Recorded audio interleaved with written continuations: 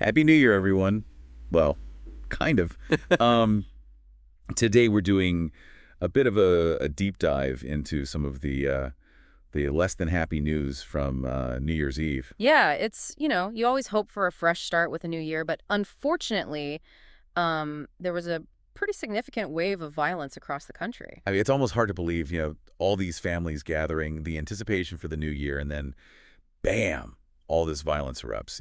It's really jarring. It is. It really makes you question, is this the state of things? And we want to dig a little deeper into this, go beyond just the headlines and the sound bites. Get to the heart of it. Exactly. So we've been looking at this news report. It's called New Year's Attacks, a look at the recent series of violence in the USA. It's a pretty sobering read, but, Mhm. we think it's important to understand what happened, why it matters, and what it says about some of the bigger issues we're facing. Right, like gun control, community safety, all of that.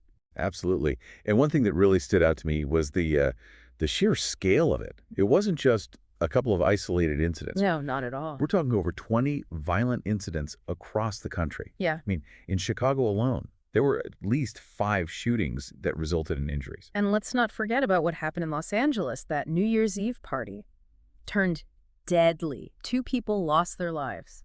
Yeah, and it's easy to get caught up in the numbers, but, we have to remember, each one of these incidents represents real people, real families, communities that are dealing with the trauma and the fear and the loss. Exactly. Each incident leaves a lasting impact. And what's particularly troubling is that many cities actually had this zero tolerance policy in place for New Year's Eve. Right, right. But even with that, even with increased police presence, the violence still happened. It makes you wonder, what does that even mean? What were they actually doing?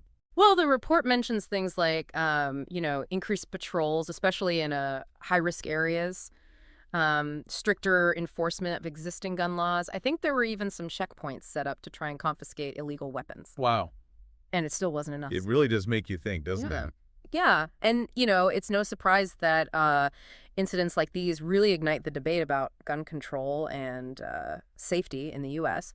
The report delves into both sides of the argument. You've got people who are advocating for stricter gun control laws. They believe more needs to be done to prevent tragedies like this from happening. And of course, you have those who believe just as strongly in personal freedoms and the right to bear arms. Right. And, it's easy to get stuck in that back and forth. But the report also highlights this need for a more nuanced discussion. Absolutely. It's not about just taking sides. It's Yeah. about looking at the complexity of the issue Yeah. and really trying to understand all the factors involved. Yeah. I mean, I was particularly struck by this quote from the report. It says, "We need comprehensive reform that addresses not just access to guns, but also mental health resources and community support systems." Yeah, that really resonates with me. It's like Yeah. you can't just focus on one thing. Yeah. You got to address all these interconnected issues if you really want to see a change. Right. It's about getting to the root causes. This is a much bigger conversation. Yeah. I mean, think about it. Things like promoting responsible gun ownership, early intervention programs to address issues like, youth violence, strengthening community networks. These are all things that could help. Definitely. And, it's not all doom and gloom. The report does highlight some positive developments, communities coming together in the aftermath, trying to help each other heal and rebuild. Right. There's a lot of talk about vigils being held for the victims, local organizations that are stepping up to provide support, counseling, financial assistance, things like that. I even read about town hall meetings happening in Chicago where people are coming together to discuss solutions.